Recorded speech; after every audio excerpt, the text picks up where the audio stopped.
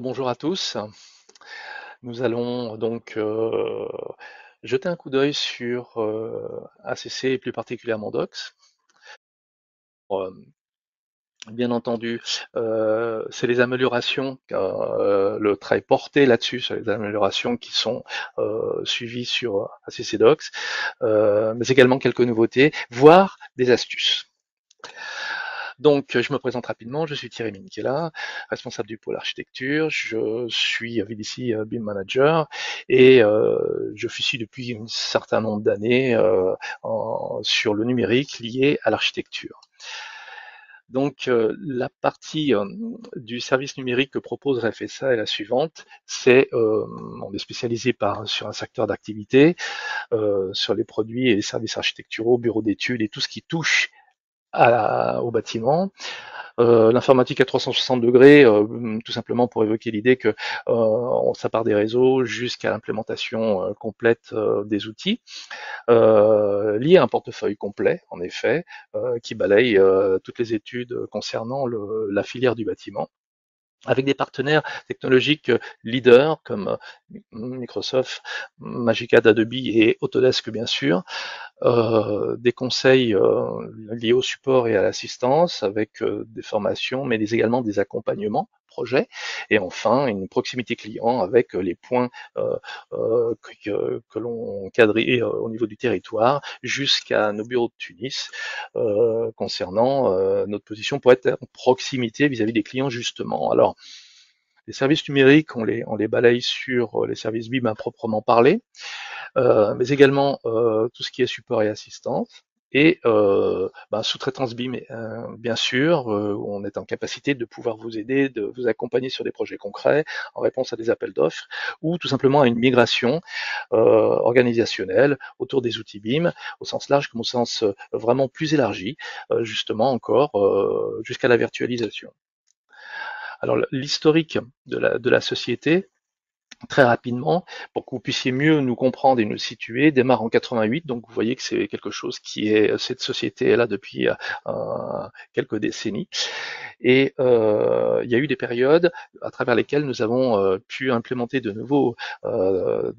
nouvelles approches et personnalisation, donc dès la période de départ a succédé une informatique à partir de la fin des années 90 dans les bureaux d'études, puis le siège qui s'est positionné à côté de Grenoble, à Méribel-Blanchâtre. Puis après des agences qui ont vu le jour sur Lyon, Metz, Paris, donc on a commencé à être présent dans différents secteurs du territoire français. Puis après, il y a eu la période du développement BIM à proprement parler, avec un développement de Keep BIM, les plateformes collaboratives comme BIMside par exemple, et des travaux de normalisation sur des livres blancs, puis la productivité BIM, et puis ça s'est enchaîné jusqu'à l'optimisation BIM sur les plateformes collaboratives qui sont plurielles aujourd'hui, et nous allons donc parler de celle d'Autodesk, celle qui concerne Docs. Donc l'objectif de ce webinaire est le suivant. On va vous présenter un aperçu des améliorations d'ACC, donc Autodesk Construction Cloud, et puis vous faire découvrir des nouveautés apportées à CC Docs. Et pour ce faire, eh bien, le sommaire est le suivant. D'abord, je n'oublie pas ceux qui connaissent mal ou très peu la solution. Donc, on va faire un rappel des fonctions essentielles liées à cette offre Docs. Qu'est-ce que propose cet outil finalement, cette solution.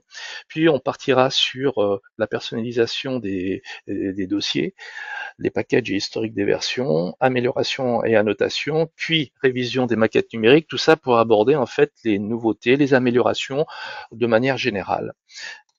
Donc le premier sujet, c'est parti.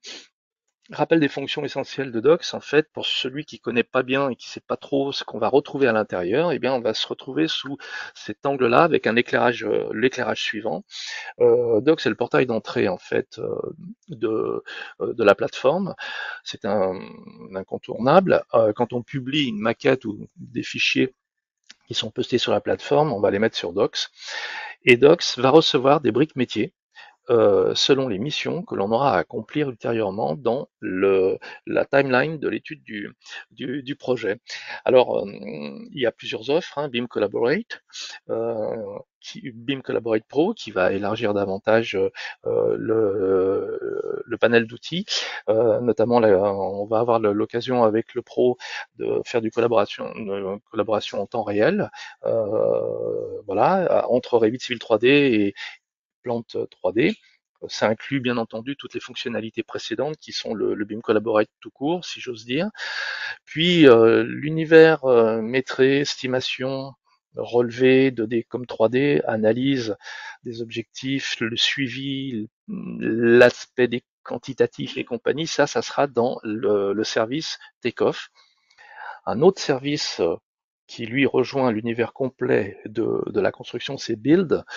Donc là, on verra tout ce qui est gestion du chantier, les demandes d'information, le suivi, le positionnement de réunions sur des agendas, réunions en visio d'ailleurs ou pas, tout ce qui concerne la sécurité des chantiers, bref, l'ensemble des items nécessaires pour pouvoir suivre et accompagner un chantier. Là, ce sont les 4 briques les plus importantes en fait qui concernent, enfin les offres qui concernent en fait l'ensemble des outils qui vous permettront de se personnaliser plutôt sur certaines missions que vis-à-vis d'autres. Tout ça est posé sur Docs. Docs est omniprésent, il est partout. Si vous avez telle offre, il y a forcément Docs. Voilà. Donc, derrière, si on fait un focus un peu plus sur Docs à proprement parler, qu'est-ce que ça fait pour ceux qui connaissent pas ou pas bien, je le répète, eh bien on va pouvoir charger ou télécharger des documents. On va pouvoir stocker donc de manière illimitée du reste, et j'y reviendrai. On va pouvoir établir des partages avec des workflows particuliers, émettre des révisions et approbations de fichiers, alors 2D comme 3D hein, d'ailleurs. Il se trouve qu'au moment où on se parle, la plateforme évolue beaucoup et qu'aujourd'hui on parle d'une acceptation de plus de 80 formats de fichiers. Donc elle accepte de plus en plus de fichiers tierces. Derrière, l'offre de stockage illimité, c'est ce que je disais en préambule, donc il faut savoir que ça ouvre pas mal de portes. Bon, illimité, tout est dit, hein. Cela suppose donc souvent des usages qui peuvent être privés au niveau de la société à proprement parler. Souvent dans mes accompagnements, c'est ce que je mets en avant. On me dit toujours que la plateforme est extrêmement puissante et dès qu'il y a un beau projet dont on aura la prétention de pouvoir le gérer correctement avec, on le fera. Et je leur demande de ne pas oublier que comme le stockage est illimité, ils peuvent très bien l'utiliser pour eux-mêmes. C'est-à-dire qu'on pourrait y mettre tous les gabarits, toutes les textures. Je connais des agences d'architecture avec lesquelles je bosse qui ne s'en privent pas et qui utilisent tous les éléments nécessaires à pouvoir mettre à contribution en interne, entre eux, bien que on peut être en mobilité également. Donc ça, c'est le revers de la médaille qui est assez intéressant, c'est qu'on peut l'utiliser, on doit même l'utiliser hein, de cette manière-là pour pouvoir avoir sous la main la culture de l'entreprise, sa structure et son organisation au niveau des éléments des dossiers et des fichiers à récupérer pour consultation, validation, vérification interne seulement. Puis, bien entendu, s'agir d'une graduation d'autorisation d'accès des fichiers de manière assez fine et intéressante. On peut, lors d'appels d'offres, ne laisser l'objet code à un partenaire que de déposer et rien d'autre. On peut simplement donner une liste pour qu'on voit que des éléments ont été posés, mais ne pas pouvoir les ouvrir, puisque verrouillés ou n'ayant pas les droits d'aller plus loin. On peut après élargir les droits, évidemment, avoir la possibilité d'émettre des commentaires, des nuages de révision, des observations, ce que dans l'univers Autodesk ils appellent problème, issue, mais c'est plutôt observation, réserve, voilà. Et là, bah, il faut avoir des droits un peu plus élargis jusqu'au droit complet que le chef de projet, qui est administrateur du projet, a quand il organise à la fois son arborescence, mais également l'invitation de tous les partenaires pour ce projet-là. Derrière, il s'agit d'une proposition des options de partage qui sont personnalisables, donc c'est entre autres ce que je viens de vous préciser. On peut distribuer les derniers documents et les plans, c'est-à-dire qu'on peut faire des packages, et on y reviendra, où on peut, dans ces packages, prendre les fichiers et les mettre à jour automatiquement vers une version donnée, ou alors décider que les fichiers restent dans leur version initiale, mais on y reviendra tout à l'heure. Ça automatise un versionning pour ceux qui ne savent pas. Sachez qu'à chaque fois que l'on publie, que l'on émet une publication sur la plateforme, il incrémente un chrono de version.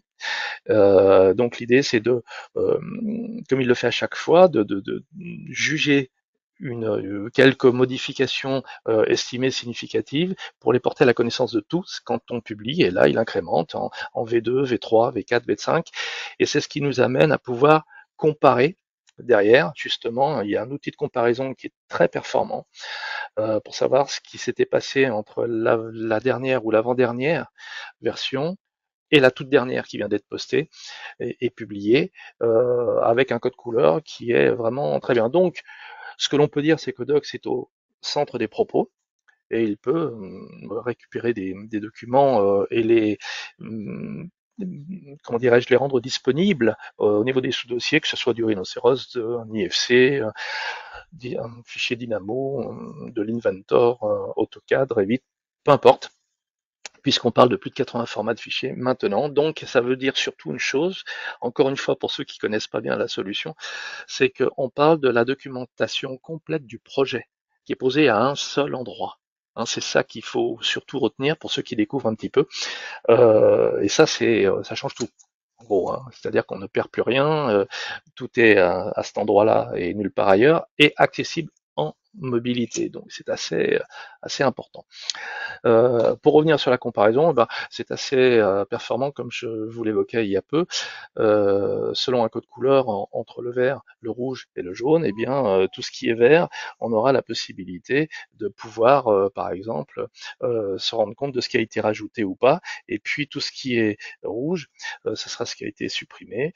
Et puis on va se retrouver avec l'élément qui passe entre la suppression, les modifications ou autres, eh bien, j'ai un visuel couleur immédiatement qui va scanner les versions différentes et me dire ce qui s'est passé en plus, en moins ou en déplacé simplement. Donc, je vais commencer par une astuce.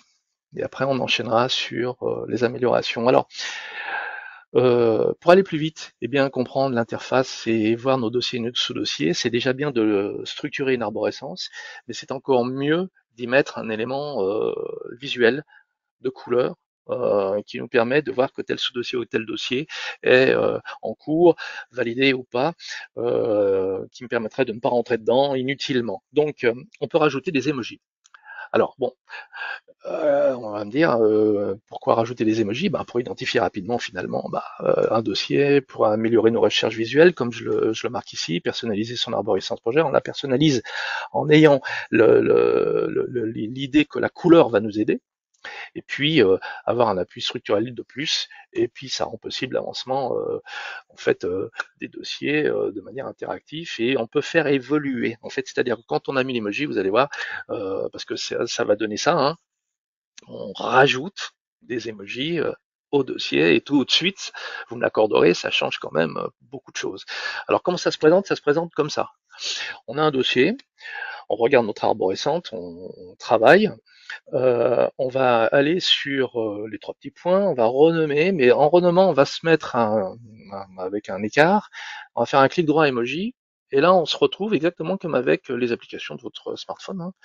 Et c'est classé par thème, de la même manière, on ira chercher l'emoji qui nous va bien, et puis une fois qu'on l'aura fait, moi je vais considérer que le dossier Thierry Minchella, il est vert, et que le dossier Fadi, je vais retourner pareil, donc je vais dans la renommée, emoji, et je vais lui dire que pour l'instant, il y a des choses à voir.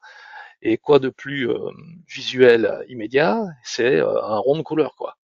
Euh, de la même manière, sur un autre dossier, je vais mettre un écart pour le séparer et aller sur les emojis. Et là, je peux peut-être lui donner une sensibilité de discipline ou autre. Je vais considérer que ce dossier est plutôt plutôt trait à tout ce qui concerne le chantier, par exemple, et qu'il est en cours. Donc, je lui donne cet emoji-là. Et en fait, on peut prendre n'importe laquelle. Donc là, tout d'un coup, on se retrouve avec, comment dirais-je, des dossiers qui sont peut-être à prendre en considération avant d'autres, immédiatement.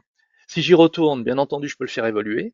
Donc, de ce qui était en cours, réputé en cours, je peux lui dire que pour ma part, c'est fini. Donc, je lui mets un petit drapeau à arriver jusqu'à lui dire que c'est validé. Donc, en effet, comme vous pouvez le constater, c'est extrêmement simple de personnaliser les sous-dossiers. Ça peut pas être. On peut s'interroger en se disant est-ce que ça va vraiment être pertinent. Je peux vous assurer que finalement, ça l'est vraiment. Puisque d'un coup d'un seul, on a des éléments personnalisables et surtout là, c'est un exemple qui comporte peu de dossiers et de sous-dossiers. Si le projet en question continue d'évoluer et va jusqu'au chantier hôte, et là, on va se retrouver avec, selon la complexité du projet, bien sûr, également, on se retrouvera avec beaucoup plus de dossiers. Et là, ça prend encore plus son sens. Voilà pour cette première astuce. Nous allons poursuivre donc sur les packages dont je vous parlais tout à l'heure et l'historique des versions. Depuis peu, donc, on a en fait une option que tous les fichiers d'un package soient automatiquement mis à jour ou pas d'ailleurs, hein, sur la version à proprement parler, en choisissant donc deux points, version actuelle ou version corrigée. Et ça, c'est de notre choix lors du package, c'est-à-dire qu'on va faire un ensemble de fichiers, un colis, et ce package-là qui contiendra des fichiers, eh bien, on aura fait le choix de les faire monter sur la version qui va bien, mettre à jour sur les versions actuelles, ou pas. Et si c'est ou pas, il garde les versions initiales. Donc, comment ça se présente? Ça se présente comme ça, on va créer le package, et voilà les choix que vous voyez qui sont dans la fenêtre. On y met un nom à ce package-là qui contiendra les fichiers ultérieurement. Donc, comment ça se présente? Ça se présente de cette façon-là. On va aller chercher un dossier qui va bien, prendre le fichier qui nous concerne, on va déjà donc identifier ce que l'on souhaite faire, on va aller soit en bas, soit sur le bouton du haut, créer un package dans lequel on va marquer son nom, de telle sorte qu'on puisse le retrouver facilement ultérieurement, bien entendu. Et puis là, vous voyez, le choix est déjà sur le type de version est déjà proposé en bas.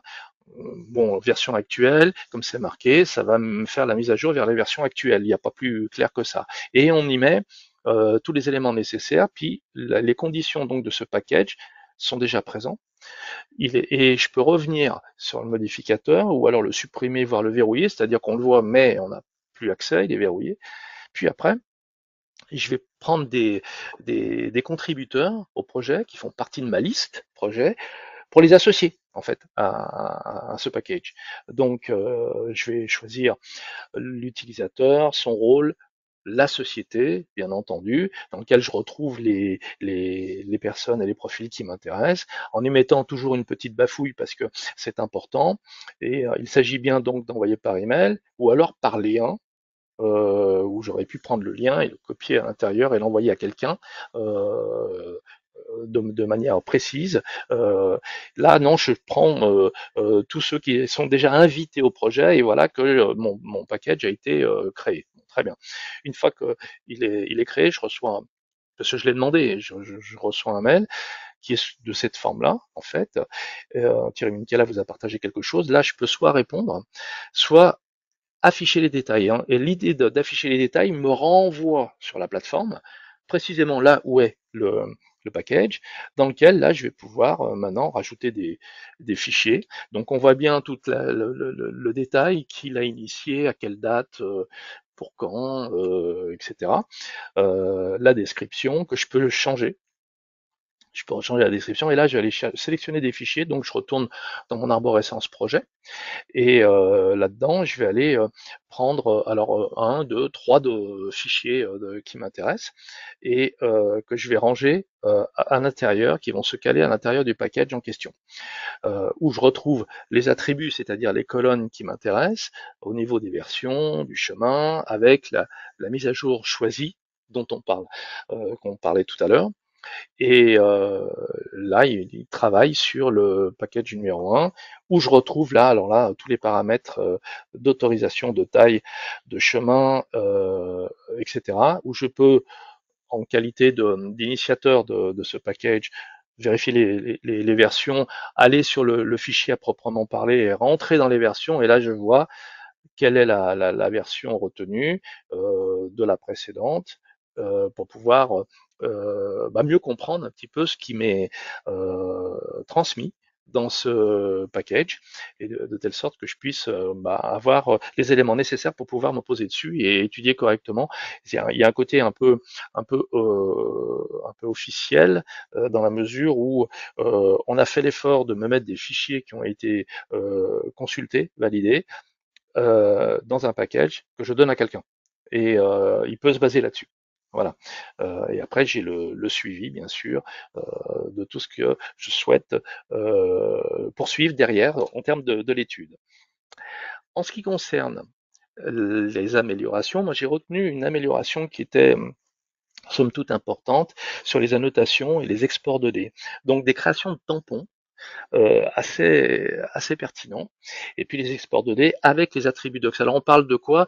On parle de quand on travaille sur la plateforme, on a loisir de mettre des nuages de révision, effectuer des remarques, donc poser des problèmes, s'interroger, et ça vient se mettre en superposition de ce qui est posté sur des vues 2D, que ce soit AutoCAD ou autre chose.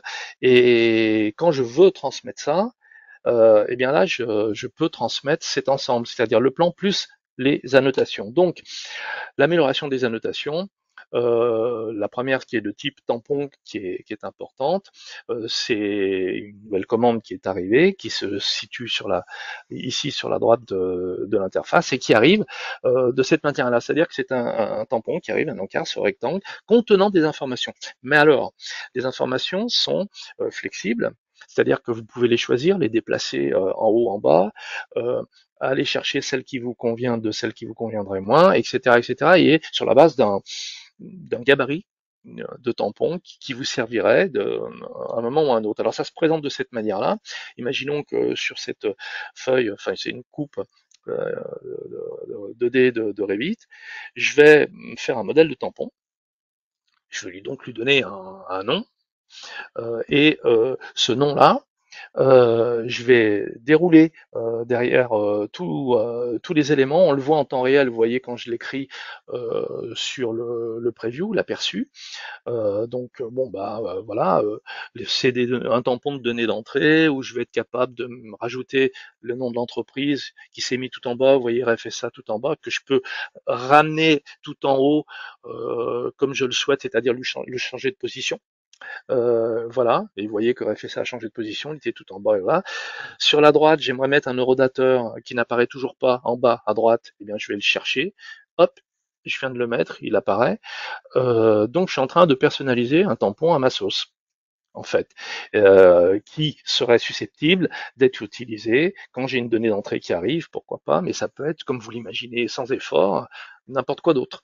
Donc je poursuis, je mets toujours un petit commentaire, ça concernerait l'information pour le service architecture par exemple. Je peux aussi aller dans les styles, changer des couleurs, ses épaisseurs, ses bordures, l'alignement du texte, c'est-à-dire la justification, enfin améliorer le tampon par lui-même, puis le positionner, puisque c'est l'idée. Alors, j'irai dans son statut d'approbation avant, je pourrais choisir approuver avec les commentaires, approuver tout court, ou tout simplement refuser. On voit tout de suite les statuts d'approbation qui s'affichent sur le tampon. Et là, si je fais suivant, j'ai le bout du curseur et je le pose. Vous voyez que c'est un usage assez simple. C'est une annotation, hein, comme une autre, certes paramétrique, puisqu'on peut faire tout ce que je viens de vous montrer, mais intéressant puisqu'on peut aller dérouler après tout ce qui est détails, on peut même supprimer le tampon bien entendu, aller dans ses références, et on les retrouve sur le plan lui-même, là je repositionne le tampon, je peux lui faire subir une rotation, donc l'incliner comme je le souhaite, et retrouver l'essentiel de ces références, le supprimer, le dupliquer. Si je voulais démarrer une soumission, je peux, y mettre une demande d'information, je peux aussi. Donc une amélioration non négligeable numérique que l'on pourra récupérer sur les annotations tout court, si je souhaite le sortir sur un PDF par exemple. Donc on peut récupérer un plan pour l'exporter au format PDF, mais des vues 2D qui viennent de Revit ou d'AutoCAD, qui contiendraient déjà des annotations, puisque sur la plateforme, on va annoter des choses, on va être d'accord, pas d'accord, moyennement d'accord, droit de suite, que sais-je encore. Et ces fins d'observation ou ces remarques d'une manière générale, eh bien, l'option nous propose de les sélectionner, comme je le marque ici, à partir d'annotations publiées ou non. Alors c'est important parce que vous savez que, je ne sais pas si vous l'utilisez un petit peu, mais les annotations qui sont pas publiées, c'est celles qui vous restent, qui vous, qui sont les vôtres. En fait, ça peut être des penses-bêtes, ça peut être des choses comme ça. Moi, j'appelle ça des post-it électroniques. Mais dès lors que vous le publiez, eh bien, évidemment, ça veut dire que tout le monde peut le voir. Eh bien là, vous pouvez faire le choix de prendre celles qui ne sont pas publiées, donc les vôtres en qualité de pense-bête, ne pas oublier, ah, attention à ceci, ce genre de choses, comme celles qui sont publiées. Donc comment ça se présente? De la même manière, ça se présente de cette manière-là, mais au demeurant, après avoir vu le bon plan qu'on souhaite récupérer en 2D avec ces annotations, il faut que dans votre navigateur internet, il y ait quelque chose qui permette de récupérer en fait le fichier zip. Donc vous allez dans votre navigateur, vous ouvrez la possibilité d'afficher les pop-ups en fait, d'utiliser les redirections. Par défaut, ça l'est pas forcément. C'est pour ça que je vous en parle. Il faut prévoir que dans votre navigateur, vous puissiez le faire, puis après, vous n'avez plus qu'à utiliser en fait l'outil qui s'appelle exporter. Hein, et là, vous allez choisir les paramètres de ce que vous souhaitez avoir. Ça peut être des photos, hein, ça peut être plein de choses comme ça. À partir de là que vous avez vraiment identifié la zone ou l'élément, même en ouvrant le fichier, vous retrouvez les paramètres d'exportation de la même manière. Et là, il vous dit de faire attention aux paramètres du navigateur, de telle sorte que vous puissiez récupérer votre fichier zip, et ça se présente de cette manière-là. Voilà, j'ai bien le zip. Dans le zip, il m'a fait un dossier du nom du fichier dans lequel je retrouve le PDF qui va bien, mais qui va m'ouvrir avec les annotations à proprement parler. Hein. Donc c'est bien de ça dont il s'agit. Donc on va parler de révision de maquette numérique, qui est un point hyper important. Alors il y a plusieurs aspects, plusieurs entrées possibles pour pouvoir le faire, de manière officielle, de manière un peu moins officielle, mais toujours avec des suivis. Là, j'ai pris la décision de vous parler des révisions de maquette numérique pour faire euh, un suivi de visa numérique, justement. Donc, de quoi on parle quand on parle de révision? On parle d'un cycle d'approbation. C'est-à-dire que, ou un visa numérique, hein, dans tous les cas, c'est une ou X étapes clés pour le suivi d'un projet. Il se trouve que Docs propose un ensemble de fonctions qui le propose et le présente très bien. Donc, dans un premier temps, comme vous pouvez le voir, on crée un workflow, c'est-à-dire qu'on décide de dire que ça va passer par une personne, ou deux, ou trois, ou quatre, ou cinq, ou six, puisque ça va jusqu'à six, comme vous pouvez le voir, mais aussi avec des groupes. Ça peut être des groupes de personnes, un service par exemple, même constitué de peu de personnes, mais trois personnes étant un service qui peut aller sur sur deux, trois ou quatre étapes. Voilà, donc deux choix. Le plus courant que je vois à peu près partout, c'est deux étapes, mais on peut très bien le faire sur une étape. Et de quoi on parle dans ces étapes? C'est-à-dire que je vais désigner quelqu'un qui va devoir répondre au processus d'approbation. Tant qu'il n'a pas répondu, ça ne passe pas à l'étape suivante. Et tant que l'étape, le workflow n'est pas clôturé, on n'a pas le visa numérique. Donc, Il n'y a pas plus clair que ça. Donc, ça se met de cette manière-là, ça se concrétise de cette façon-là. Vous allez dans Revue et vous voyez ce qui est ouvert, c'est-à-dire toujours pas, toujours en cours, on va dire, de ce qui est clôturé. Alors, j'attire déjà votre attention sur le code couleur, qui est assez intéressant là aussi. Ouvert, eh ben, c'est comme les problèmes en général et tout ce que la plateforme collaborative propose d'une manière générale, c'est-à-dire que dès qu'on ouvre quelque chose, ça arrive en orange, c'est ouvert, et si jamais c'est clôturé, ça se transforme en gris et c'est marqué fermé. Et donc là aussi, d'un premier coup d'œil, on peut se rendre compte de quoi elle retourne. Donc, comment ça se présente? Ça se présente de cette manière-là. Soit j'ai un workflow qui existe déjà que je récupère, soit je le crée. Donc là, je vais créer un workflow.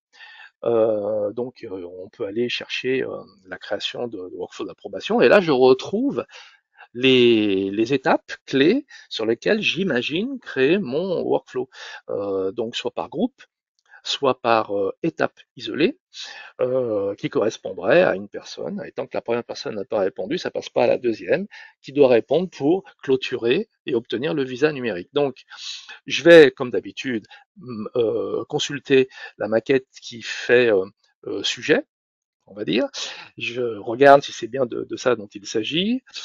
Si j'ai vraiment besoin d'avoir une confirmation sur la validation, le contrôle général de cette maquette, tout simplement sur des interrogations en cours. Et là, je vais aller émettre une soumission.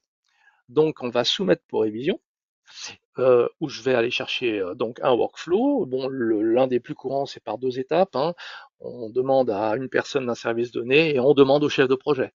Par exemple, là, on voit bien que c'est la même personne, c'est deux fois Jinsei, donc je vais me prendre moi-même Thierry Minkela, et j'attire votre attention sur le fait qu'on peut laisser deux approbateurs finaux, par exemple, mais là, pour la démonstration, j'en laisse qu'un, donc Jinsei commence initialement, et moi, je clôture pour obtenir le visa. Là-dedans, bien entendu, je mets un nom de la révision que je pourrais retrouver ultérieurement, parce qu'il y a des critères de sélection aussi, parce qu'il y en a beaucoup après qui s'effectuent. Et puis je vais la soumettre parce que je sais que c'est ce fichier-là qui est en cours.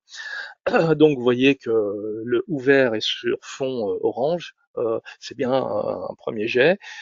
J'y mets un message explicatif, plus ou moins ferme, on va dire, et tout ça, ce fil de discussion, je vais le garder, bien entendu, et je vais le retrouver, le cas échéant, quand je souhaiterais retourner dans cette revue-là, je peux re-rentrer dans le détail.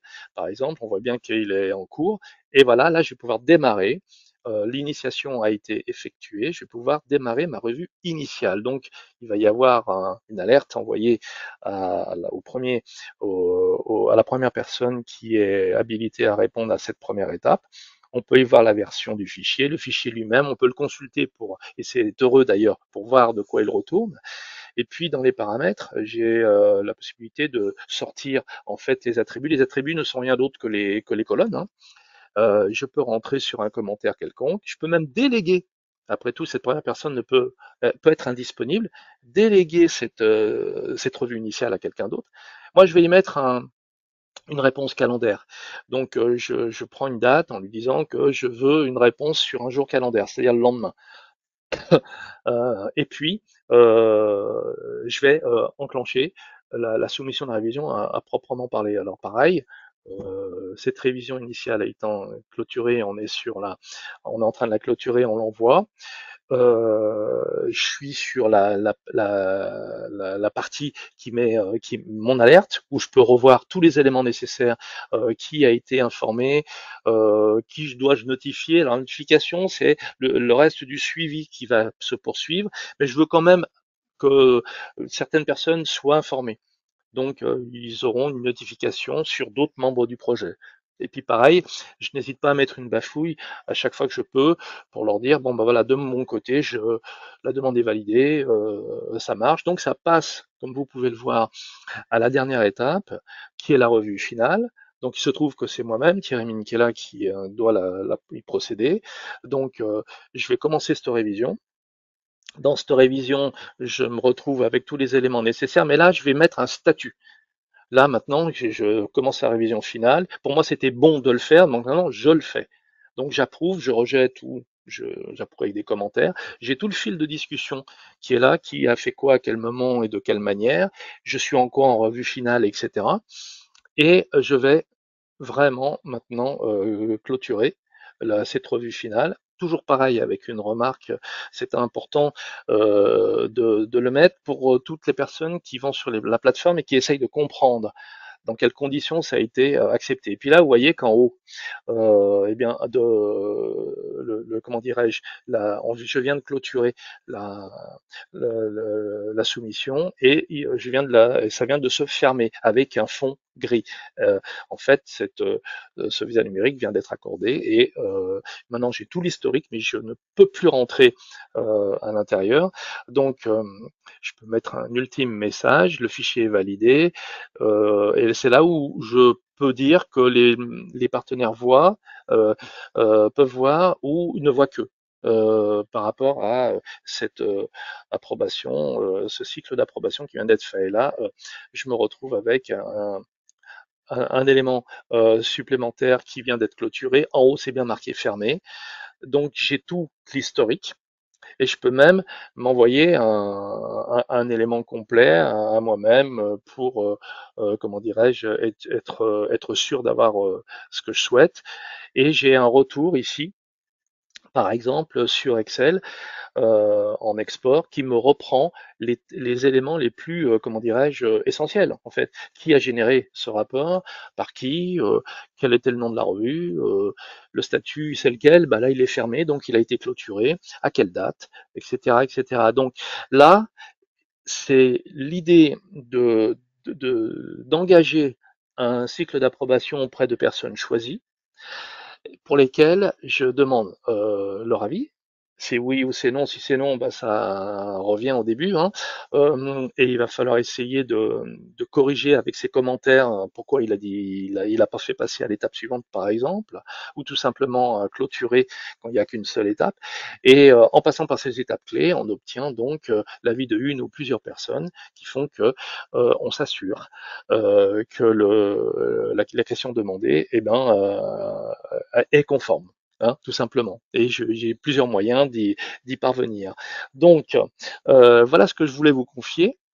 Euh, Nous abordons maintenant la partie questions-réponses. Donc, n'hésitez pas à poser des questions. C'est vrai que la plateforme est extrêmement pertinente, extrêmement riche, et que nous avons peu de temps pour donner quelques améliorations, quelques astuces. Donc, on a essayé de balayer quelques points, mais n'hésitez pas à poser quelques questions.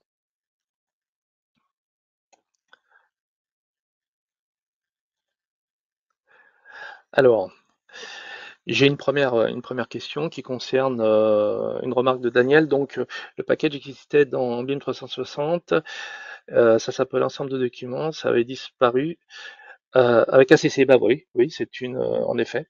Donc, le revoilà.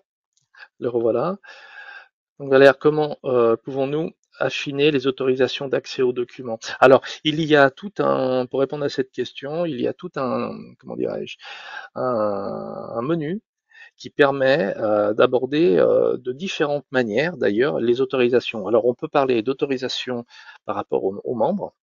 Alors les membres, c'est les personnes qui sont invitées au projet. Donc je peux très bien dire que je suis administrateur, j'ai tous les droits, mais j'invite un collègue au projet qui aura simplement le droit de voir les fichiers qui sont postés sur la plateforme et rien d'autre, d'autres qui pourront émettre des remarques, nuages de révision, etc. Ce genre de choses. Donc ça, on peut très bien le faire par les membres, on peut le faire par société, on peut le faire par rôle, on peut le faire par fichier. Et à chaque fois qu'on accède à ce genre d'autorisation, ça se fait de la même manière. Ce sont des briquettes qui sont soit vides, soit pleines. La vide donne un droit, la pleine donne un droit supplémentaire, puis on passe à la deuxième brique et il y en a quatre comme ça. Voilà. Donc ça donne 8 possibilités, pour faire simple, hein, de graduation de droits sur les fichiers, les membres, etc. Une autre question, il y a beaucoup d'anglicismes. Alors je suis d'accord. Une mise à jour de prévue pour un ensemble entièrement français. Alors, à ma connaissance, non, puisque votre navigateur est susceptible de traduire en fait en temps réel. Donc tout dépend des paramètres de votre navigateur, s'il est capable de pouvoir traduire l'affichage. En fait. Et par moment, il y a des bouts qui restent en anglais et d'autres qui sont déjà portés en français. Voilà ce qu'on appelle la traduction au sens large du terme. C'est plutôt à travers les navigateurs qui seront utilisés et paramétrés en fonction. En tous les cas, toutes les plateformes collaboratives passant par un navigateur et beaucoup de modules, solutions, logiciels et autres sont de plus en plus portés par les navigateurs. C'est les navigateurs qui auront le dernier mot là-dessus. Euh, Daniel me repose la question suivante. Est-ce que le problème des workflows, c'est que si on attribue une étape à plusieurs sociétés, tous les membres de ces sociétés doivent répondre. Le seul moyen de limiter à ça est de définir un nombre minimum de validateurs, mais c'est du bricolage, car au final, plusieurs personnes de la même société répondent.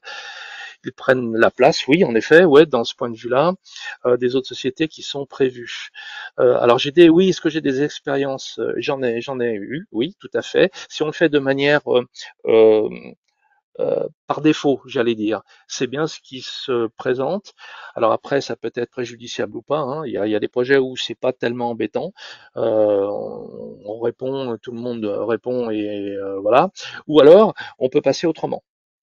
On peut aller, comment dirais-je, préciser dans le workflow que non, c'est pas tous les membres de la société qui doivent répondre absolument. On peut affiner les workflows en ce sens. Donc il y a des sujets là-dessus, il y a des possibilités de ne pas répondre à toute la Terre toujours de manière binaire, oui ou non. Tout le monde doit le faire ou personne. Ouais. Non, non. Donc oui, on a des possibilités d'affiner ces workflows. Existe-t-il une signature électronique officielle? Alors sur Build, on a la possibilité au niveau des chantiers d'apposer des signatures, en effet.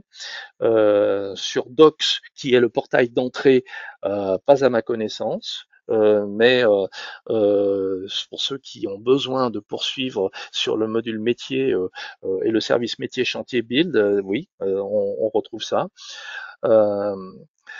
Est-ce qu'une licence docs est-elle obligatoire? C'est une autre question hein, pour accéder aux documents.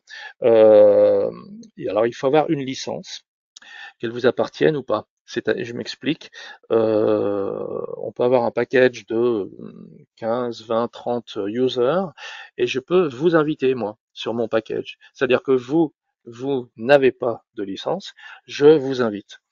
Donc c'est ce qui se passe dans certains projets que j'ai pu suivre, où le maître d'ouvrage avait un package d'utilisation et qu'il donnait à l'architecte, bureau d'études, bureau de contrôle, etc., pour son projet, le temps de l'étude du projet. Et c'était ses jetons à lui.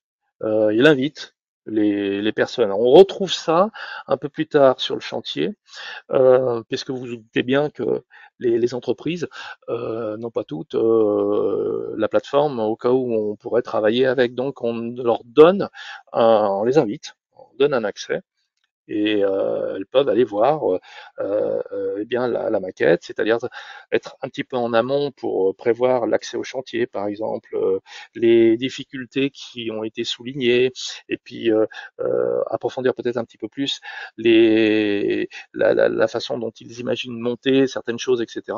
Et ils peuvent donc avoir accès. Oui, exactement, exactement. Est-ce que il y aurait d'autres questions? Moi, ce que je peux euh, alors oui, sur ce que je viens de dire, comment faire? Alors pour inviter quelqu'un qui n'a pas de licence avec notre jeton, eh bien en fait on l'associe à notre package. Alors il faut savoir que sur un package, si vous avez, je sais pas moi, une quinzaine de users par exemple, c'est toujours x moins 1. Moins 1 parce que vous avez besoin d'administrer la plateforme. Si vous en avez 15, en fait, ça vous donne le choix d'inviter 14 personnes, puisque vous avez besoin d'y être aussi, bien sûr. Donc ça, c'est le premier point. Le deuxième point, il y a une condition sine qua non, c'est que il faut que la personne qui n'a pas le jeton ait un compte Autodesk. Et ce compte Autodesk est gratuit. C'est-à-dire qu'on peut avoir un compte Autodesk si on n'a aucune licence Autodesk, tout simplement parce que ça rentre dans il faut un mail quand on fait son compte et après la plateforme, comme vous pouvez le voir ou l'avoir un petit peu entendu dans le déroulé que j'ai fait tout à l'heure, eh bien, à chaque fois qu'il y a une alerte ou autre chose, on se base sur le mail qui lui rentre dans un compte Autodesk. Donc ça se présente comme ça. À partir du moment où on a même une invitation tout court, j'imagine un artisan sur un chantier, on peut l'inviter, il reçoit un mail et dans le mail, il peut cliquer sur un bouton lui disant qu'il faut qu'il crée son compte gratuit Autodesk. À la limite, même, on l'envoie, on n'a même pas la question à poser. Le gars qui reçoit le mail est au courant et se rend compte qu'il faut qu'il crée son compte. Et à partir de là, une fois que le compte est créé, il est identifiable. Et à partir du moment où il est identifiable, je peux lui accorder un jeton par rapport à tout ça et le rentrer dans le projet. Puisque quand on crée un projet, au niveau de l'administration, il faut être administrateur de la console, de la plateforme. Et dans ce projet-là, je crée là où les sociétés, les membres susceptibles d'être dans ce projet, dans un autre ou dans un autre encore. Et ça me fait une liste de membres. Eh bien, c'est dans cette liste que je rajouterai la personne en question. Et après, je prendrai cette personne en question dans le projet que je viens de créer, un nouveau projet, et je dirais que dans ce nouveau projet, il y a telle société, tel membre, qui ont tel droit. Voilà. En gros, c'est un peu ça. Et on peut aussi, dernier point là-dessus, euh, prendre en compte quelqu'un qui a déjà sa licence, déjà un jeton à lui, pour entrer dans un projet de la maîtrise d'ouvrage qui invite 14 personnes, par exemple. Si quelqu'un a déjà un jeton, ben, il épargne le jeton de la personne qui aurait été susceptible de lui accorder. Voilà, tout est envisageable. Est-ce que vous avez d'autres questions concernant cette approche sur les nouveautés et autres astuces? Si pas de questions, de nouveau, eh bien, retenez pour ceux qui découvrent la solution que il s'agit d'une base documentaire complète située qu'à un seul endroit, qui est évolutive au fil comment dirais-je, des missions que vous avez à réaliser. Hein, je le répète, un modèle coordination par exemple, ça sera pour faire la synthèse, un Navisworks online, je dirais, build pour le chantier, design pour le BIM de niveau 3, un travail en quasi temps réel ou temps réel, à vous de paramétrer, et Docs étant le portail d'entrée. Olivier me demande dernière chose, le nombre d'extensions visualisables est-elle dépendante des versions des différents logiciels? Oui, oui. La réponse est oui. En tous les cas, merci pour toutes ces questions. Nous allons donc poursuivre rapidement. Euh, Simplement pour vous dire que RFSA s'appuie sur un processus certifié Calliope, que vous pouvez monter en compétence avec nos formations, bien entendu, qui s'étagent entre 2 et 12 jours, on va dire. Pour les formations certifiantes, c'est de 10 à 12. On s'appuie sur 64 programmes différents. Toutefois, on sait vous accompagner sur les financements. Nous avons chaque collaborateur une spécificité sur des disciplines bien définies, que ce soit architecture, MEP ou autre chose, jusqu'au management des projets BIM. l'information concernant un peu plus l'univers de la plateforme sont tout à fait présentes également, que ce soit Build, Docs, ABC Pro ou Takeoff, que l'on retrouve ici, que vous retrouverez dans notre catalogue.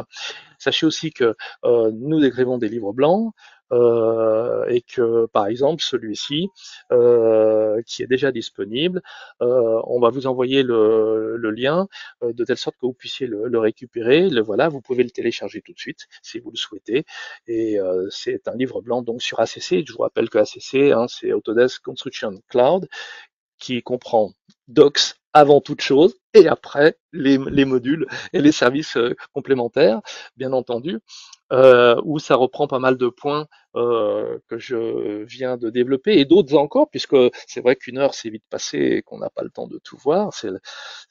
Croyez-moi qu'il y a, sur la formation d'une journée sur Docs, il y a vraiment de quoi détailler, hein. Il y a de quoi faire, puisque on n'a pas évoqué le nommage automatique, des plans qui sont conformes aux normes. Évidemment, Docs répond à la norme ISO 19150, mais vous pouvez la mettre à votre norme à vous, ou une norme nationale, ou la norme de l'entreprise. Donc, on adapte, elle est complètement adaptable, et la plateforme est vraiment très intéressante de ce point de vue-là aussi, point qu'on n'avait pas encore abordé. D'autre part, je vous renvoie à nos webinaires 2025. Donc, vous pouvez faire jouer les replays. Et vous trouvez toujours dans le chat le lien qui vous renvoie à ces replays de webinaires sur les sujets différents, hein, que ce soit les rétrospectives BIM, que ce soit les projets de construction, que ce soit robots, structural pour les structureux, et puis ceux qui ont déjà été faits aussi par rapport à AutoCAD, avec l'IA dans AutoCAD, ou dans le secteur du bâtiment, qui est celui qui va arriver, que j'aurai le plaisir de présenter. Donc voilà, vous avez tous les éléments nécessaires avec les liens de téléchargement. Je vous remercie grandement pour votre participation, mais également l'intérêt que vous portez pour cet avenir au niveau de la plateforme, entre autres, et dans le quotidien de vos projets. Je vous remercie à tous et vous souhaite une excellente fin de journée. Et je vous dis à très vite. Merci encore et bonne fin de journée. Au revoir.